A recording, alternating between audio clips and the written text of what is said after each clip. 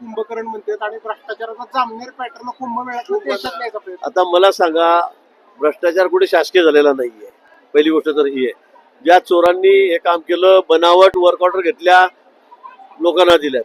मागच्या महिन्यामध्ये मुंबईच्या काही 2-3 ठगांनी अशा वर्क ऑर्डर घेतल्या कुंभमेळ्याच्या बाबतीत, त्या सुद्धा ठेकेदारांना दिल्या. मला हे कळत नाही, कॉन्ट्रॅक्ट देताना असं तुम्ही कधी ऐकलंय का 10 लाखाच्या वरचं काम बिना टेंडरने जातं? असं काही झालेलं आहे? बिना EMD भरता झालेलं आहे. 100 आणि 150 कोटी पोलिसांना जेवण पुरवा, पोलिसांना पाणी पुरवा, पोलिसांना मॅट्रेस पुरवा, चादरी पुरवा, असं असं टेंडर कधी असं बिना नुसतं कोणाकडे जातं? तुम्हाला दिलं तुम्ही म्हणाल का हो द्या म्हणून आम्हाला पैसे द्या मला. त्याच्यामध्ये शासनाची कुठली फसवणूक झालेली नाहीये. लोकांनीच लोकांना फसवलेलं आहे आणि अतिशय अव्वल ठग आहेत. माझा दूरचा नाते जरी असला तरी तो एकदम 420 आहे. ते सगळ्या गावाला माहित आहे आमच्या. तो अतिशय तो म्हणजे त्याच्या सवयी एकदम घाण आहेत.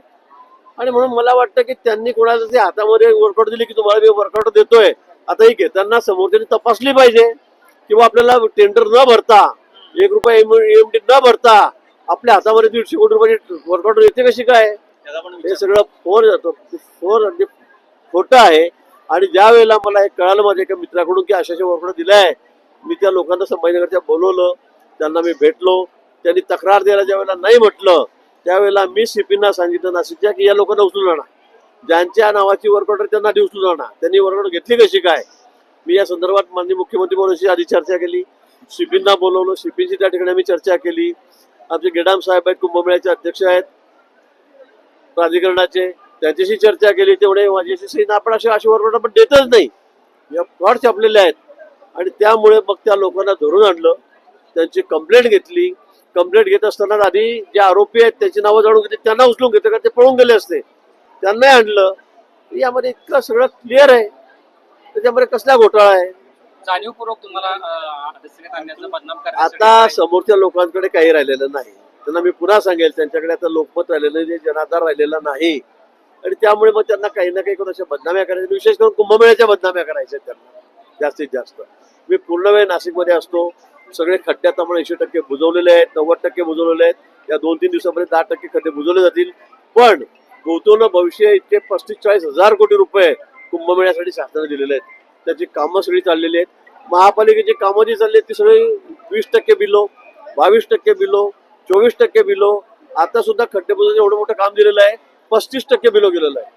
35% बिलो, 30% बिलो. आता मला सांगा, एवढं जर बिलो कॉम्पिटिशन त्या ठिकाणी केली जाते, इतकी पारदर्शकता आहे, क्वालिटीचं काम आम्ही करून घेतोय, त्याच्यामध्ये IIT आहे, त्याच्यामध्ये TCI आहे, टाटा कंपनी त्या ठिकाणी आहे. असे 3-3 लोक सुपरविजनला त्या ठिकाणी बसलेले आहेत आणि अतिशय दर्जेदार आम्ही करून घेतो आहोत. मला वाटतं यामध्ये कुठलाही घोटाळा नाही. काम देत असताना तर मग आम्ही 5% 10% बिलो गेले असते, पण तसं कुठे झालेलं नाहीये. सगळे काम बिलो चाललेले आहेत. एक काम तर 42% बिलोने गेलं फायबरचं. 122 कोटीचं काम समोरच्याने फक्त 70 कोटीत घेतलेलं आहे आणि युद्धानंतर ते सगळे भाव दुप्पट वाढून गेले परत.